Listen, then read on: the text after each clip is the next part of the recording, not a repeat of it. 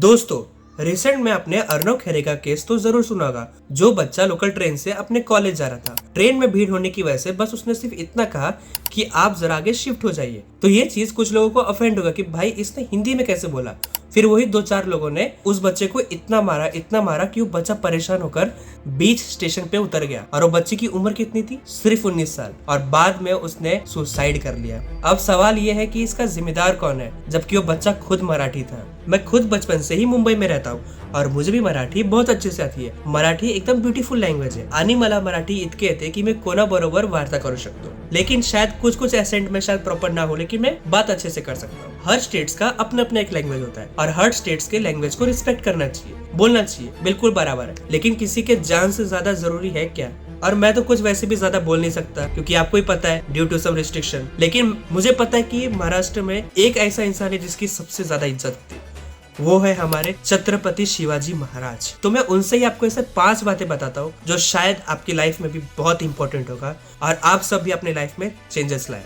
First point है respect for all, मतलब कि आपके पास कितना भी पावर हो लेकिन सम्मान सबका करो। सेकेंड, स्ट्रेटेजी से बीट करो, मतलब जो हमारा कॉम्पिटिटर है उसको गुस्से से नहीं, उसको अपने प्लानिंग से बीट करो। Third, people first then leadership. इसमें वो कहना चाहते हैं कि सच्चा लीडर वही है जो लोगों की सुने, लोगों की आवाज बने, लोगों को ऐसा कवर करके ना रखे, बस उनका सम्मान करे और उन्हें प्रोटेक्ट करे। Fourth, identity and humility. जैसा कि हम सब जानते हैं, उन्होंने मराठा अस्मिता को सबसे स्ट्रांग बनाया। उन्होंने कभी दूसरे जात को कभी नीचा नहीं दिखाया। मतलब इनसे हम क्या सीख सकते हैं कि प्राइड रखो लेकिन कभी भी भाषा, कास्ट को लेके आपस में डिवाइड मत हो, क्योंकि ये जो चीज है इससे सिर्फ हमारे बीच एकता कम होती है। और लास्ट है नेवर गिव अप, मतलब जिंदगी में कभी भी अगर फेलियर आता है कोई दिक्कत नहीं, रीस्टार्ट करो। और जो महाराष्ट्र से है, चाहे वो मराठी हो या फिर नॉन मराठी, आप सबको ही पता होगा कि हमारे टेक्स्ट बुक में शिवाजी महाराज के बारे में स्कूल के दिनों में पढ़ाया गया था। तो उनसे काफी लोग इंस्पायर भी हुए थे और मैं भी उन्हीं से इंस्पायर हुआ हूँ। और मैं इसलिए लैंग्वेज के ऊपर कुछ नहीं बोला क्योंकि मुझे भी पता है कि कुछ भी हो सकता है। इसके लिए मैंने सिर्फ शिवाजी महाराज के थ्रू 5 चीज बताई है जो आप सब अपने लाइफ में इम्प्लीमेंट कर सकते हैं। सो